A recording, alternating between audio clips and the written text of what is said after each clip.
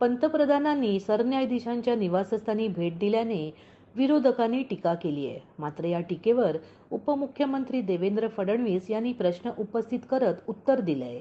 पंतप्रधान नरेंद्र मोदी यांनी मुख्य न्यायमूर्ती डी.वाय. चंद्रचूड यांच्या घरी गणेश पूजेसाठी भेट दिल्याबद्दल महाराष्ट्राचे उपमुख्यमंत्री देवेंद्र फडणवीस यांनी गुरुवारी विरोधकांवर टीका केली आहे आणि आरोप केला की अचानक एक इकोसिस्टम सक्रिय झाली आहे. यावर विरोधक एवढा गदारोळ का करत आहेत, असा सवाल फडणवीस यांनी केला. त्यांच्या एक्स हँडलवरील पोस्टमध्ये 2009 मध्ये माजी पंतप्रधान मनमोहन सिंग यांनी त्यांच्या अधिकृत निवासस्थानी आयोजित केलेल्या इफ्तार पार्टीची काही छायाचित्रे देखील शेअर केली, ज्यात तत्कालीन सरन्यायाधीश के.जी. बालकृष्णन देखील उपस्थित होते. पंतप्रधान मोदी बुधवारी दिल्लीतील चंद्रचूड यांच्या निवासस्थानी गणेश पूजेत सहभागी झाले होते.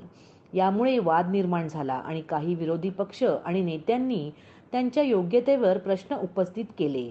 या टीकेला उत्तर देताना फडणवीस यांनी एका पोस्टमध्ये म्हटले आहे, हे महाराष्ट्राचे आहेत. दरवर्षी ते एका मराठी व्यक्तीकडून त्यांच्या दिल्लीतील निवासस्थानी गणेश मूर्ती आणतात, पण अचानक आकाश कोसळल्यासारखे एक परिसंस्था सक्रिय झाली.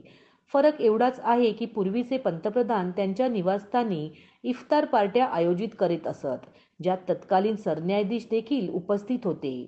त्यांनी विरोधी पक्षांना विचारले, मग पंतप्रधान नरेंद्र मोदी जेव्हा गणपती आणि देवी महालक्ष्मीची पूजा करायला जातात तेव्हा एवढा गदारोळ का होतो?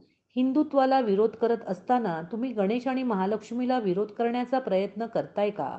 फडणवीस म्हणाले, हा एक समर्पक प्रश्न आहे. हा महाराष्ट्रातील सण, संस्कृती आणि गणेश आणि महालक्ष्मीवरील लोकांच्या श्रद्धेचा अपमान नाही का, असा सवाल त्यांनी उपस्थित केला आहे.